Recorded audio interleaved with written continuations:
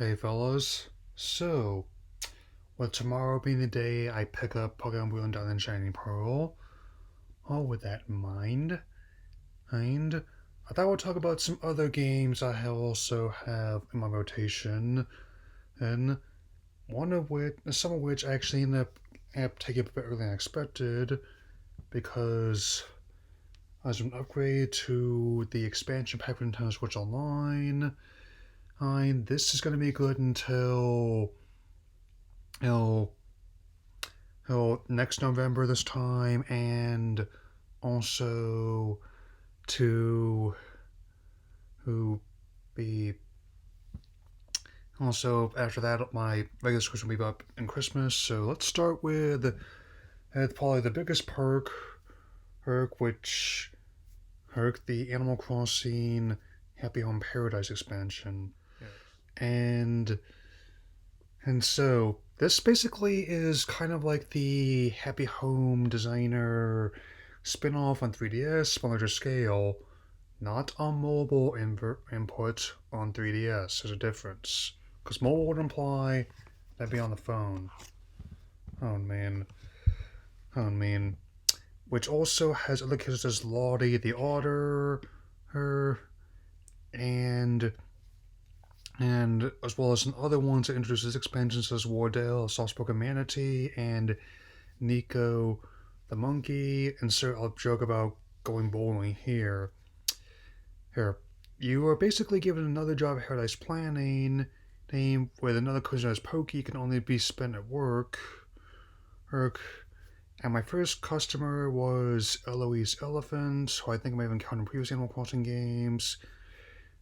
Her theme was a relaxing reading room, consisting of some books, a bookcase, and a chair. Not terribly elaborate, but nice enough for a vacation home, so to speak, and I can see myself having some relaxing times with this expansion, given how the interior design aspect is one of my favorite aspects of this series. That's why, even though the spin-off maybe if it comes from may not be my favorite part of the series, it is something I have a soft spot for. So I'm actually kind of glad that this is definitely another edition. Like whether or not you're getting it as part of the expansion pass or on its own, it's definitely worth it, I'd say. And which also means I'm going to be addressing the other aspects of the expansion pass as mean that I brought up before, are the Sega Genesis Online and the Nintendo 64 Online. So, as a fan of both consoles, I'm going to be taking a different approach and going by not the quality of the games themselves, though if I will give you my thoughts on those in addition to this. Yes, I made sure to run tests with all the versions I had access to, which meant not only the North American ports, but also, when available, the European and the Japanese ones were considered as well. Also, make sure my work. So let's start with the first wave of Genesis games, with Sonic Hedgehog 2, who it's spot on 5 out of 5, in which I encountered a lot of no problems. I mean, basically, the fewer problems I encounter in emulation, the higher rating will be. So, other ones in the 5 out of 5 can include Streets of Rage 2, which, even though the first one's my favorite, it's still a great game. Golden Axe also is on the 5 out of 5, which is definitely another one of my favorite Genesis games ever. Shinobi 3, or rather Shinobi the Super, is known in Japan, gets a 5 on emulation for how spot on it is. Musha, as well as its Japanese counterpart Alest, it's a fun little shmup, 5 out of 5. Gunstar Heroes, which developed by Treasure, one of my top favorite Genesis games, 5 out of 5. Rystar, I mean, gets a 5 in emulation, but even as someone who is mainly familiar with the version I got in the States, it's kind of an interesting experience playing Japanese version the first time. Where the battle phase, which is present all the time. I'm in the States is actually only appears when he's attacking an enemy or climbing means something in the Japanese game. Ending's different in two, so yeah, it's another thing I'm gonna bring up. There's differences in between regions. I would definitely address them. So there's that. Okay, so last of the 5 out of 5 titles are gonna be going through a Contra Hardcore, or the Hardcore is known in Japan, as well as Castlevania Bloodlines, or as it's known in Japan, Vampire Killer, and also Strider. It's not quite an arcade perfect port, but close to it. I love that futuristic ninja Hiryu as he's going through Eurasia. I mean, we've also got a couple role playing games in Shining Force and Phantasy Star 4. Or, I mean, admittedly, Echo the Dolphin experienced a little bit of performance and problems in terms of sound and lag, and the American Dr. Robotnik's Mean Bean Machine didn't have that too much, but the Japanese Puyo Puyo did, which is kind of disappointing because those are both games I enjoyed, albeit for different reasons. Even though I admit I like the sequel, I Got Tons of Time, best of that trilogy. I mean, it definitely was an unconventional game, but now we get into the real meat of this, the N64 titles. Yep. So, as you might have seen, the people who wanted the Nintendo 64 games online, not just Super Mario 64, have now kind of got their wish granted. I wouldn't say by a curse monkey's probably it's not an entirely cursed one, but definitely one that's a very expensive one, which has some wrinkles in it. I mean, I just holding like a glass of expensive champagne and covered in all these rings, but hey. So, and with that in mind, and Super Mario 64 only gives a 4 out of 5 because I managed to play the North American version, the Japanese version, and the European version. Especially given, even factoring in how like the European version has like a different frame rate compared to the States due to the standards of the time. The PAL region ran differently from the North American and Japanese NTSC regions, and it's 4 out of 5. So, Winback was an interesting choice, I'll admit. I mean, before Omega Force was known as the house that the Dynasty Warriors series and other Musou titles built, how they developed this. I mean, it's not quite on the same level as like Metal Gear or Splinter Cell stealth action games go, but it's definitely one that has aged quite a bit, man. I mean, especially doesn't help that for some odd reason, and you cannot remap the controls, and depending on how you're used to, there's a learning curve, to say the least. I mean, and Yoshi's Story, which I think is pretty underrated. I mean, obviously it's not the same one of magnitude as like the original Yoshi's Island, but it's kind of a precursor to similar titles like Kirby's Epic Yarn, Yoshi's Woolly World, and Yoshi's Crafted World, and there's probably imports, but some of the sound issues, I mean, almost comes from a bad creepypasta. I mean, like, more like Yoshi's Horror Story, am I right?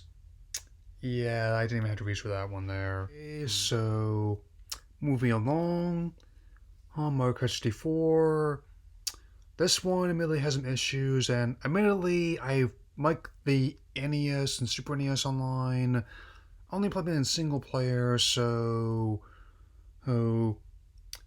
it's kind of a mixed bag. But I will admit, much like Winback I just mentioned, it's still kind of a disappointment that even though unofficial version of this game have been able to get the expansion pack to work, official ones have not. I mean, so which is not bad when most of the other data games, most of the data saved on the cartridge. Not so much when and the that's when it requires the expansion pack to save stuff. I mean, admittedly. So, and there's also even just doing like on like the time trials just to practice what time attack is in Japan, and there's definitely some kinks to work out. So for now, I guess 3.5 out of 5. I've mean, I've mean, Mario Tennis. I encountered some issues with this one, on which no 3 out of 5 title. Which, in terms of emulation quality, I mean, I tested both the Japanese and the North American version of the game. The European and one was not one I had access to at this time. I'm I'm and even though I'm still gonna keep playing at least, I mean it's because like whereas even though Waluigi may not be in a Smash, Hash, mean at the very least I'm glad that we can still re-experience his first appearance of this very cult favorite character. I mean, apparently there would have been like a Princess Wario character that was unearthed later on, so I don't know about the Redneck Con either, but personally, if I was going for the naming convention, I would have gone with Dusty Con had he still included. I mean, can't be any worse than the infamous cartoons Bluster Con, personally. Okay, I guess I'm getting off track here. Dr. Mario 64, which is not my favorite Dr. Mario game as mentioned before, but I had sauce before, given how it was the first game I ever rented 20 years ago. It was another game that came out near the end of the N64's life cycle. By that point, the PlayStation 2 had been out for at least a year. They're getting ready for both the GameCube and original Xbox. I mean, I will say this, however. While the 8-bit 16-bit era may have started my love of video games, the 128-bit era of the PS2, original Xbox, and GameCube cemented it. I mean, and the music's really good in this Dr. Mario one, even if there's definitely some issues with everything else.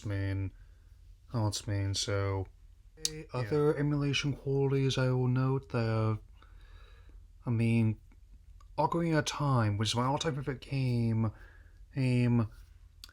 I thankfully haven't encountered as many problems as other people have, but even I'll admit it's this definitely is gonna be a version I'm gonna need to spend more time with to really try and determine how I feel about it. I mean, people even some I did see some of those tweets and other videos, people comparing this unfavorably to like the version that was on the Wii U Virtual Console, which is already had some issues of its own, and it's like, whew, that's harsh. Warranted to a degree, but still harsh, man. Since and definitely he will stay for the record that it's definitely as someone who's played multiple versions of this game, and as I stated in a previous video, I want to keep playing this until I'm in a rest home, maybe even longer. I'm definitely I'm less glad to have Ocarina on the console at all at this point. I mean, much like with another game as part of this first wave, Sin and Punishment. Another her game by Treasure, who I mentioned earlier in this video.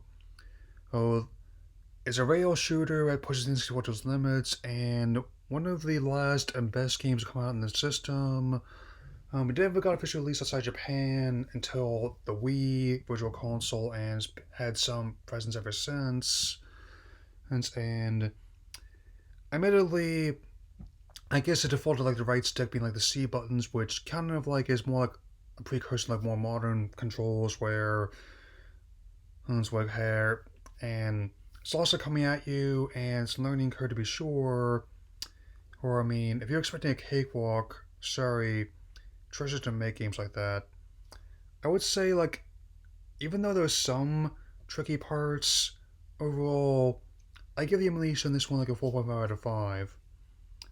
This brings me to what's probably the best executed in one of the packs so far, Star Fox D4, or it's known in Europe, Lilac Wars. I mean, the short version apparently is, as apparently Lucas was concerned about potential copyright infringement over Star Wars. I mean, it was right after the special editions came out, as well as like in lead up to Episode One's hype. So, funnily enough, it was only Europe he was concerned about, not in the US, not in Japan, but Europe.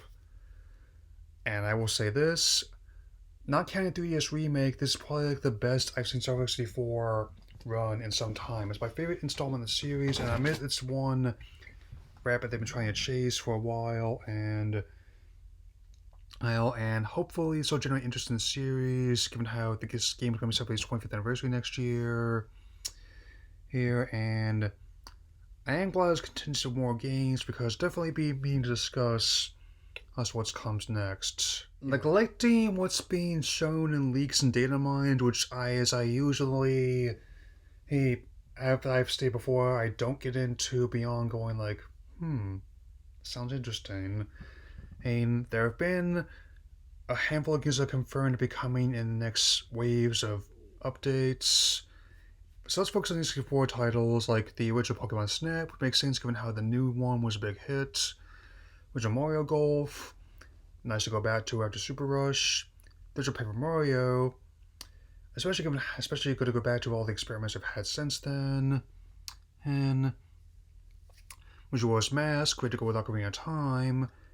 Kirby 64 Crystal Shards, which is definitely another great Kirby game. Cute visuals, but with a nightmarish final boss, as many have pointed out.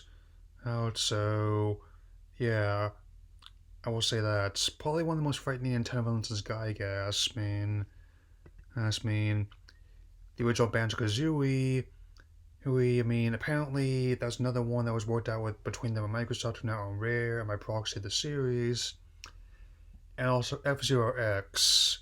I really have to do a good job with that one, given how, even at the time, in 1998, it pushed the console to its limits. Managed to make a draw distance and polygons to get 6 frames per second, which was a technical marvel. I'll keep in mind the time it came out. It came out since. Granted, 98 was pretty close to the end of the 90s, beginning of the millennium, but still impressive feat nonetheless. Anyway, that's about it for now. I will definitely let you any more updates about this service as they come available, and I'll see you tomorrow when unboxing Pokemon Brent and Shining Pearl. Take care, everyone.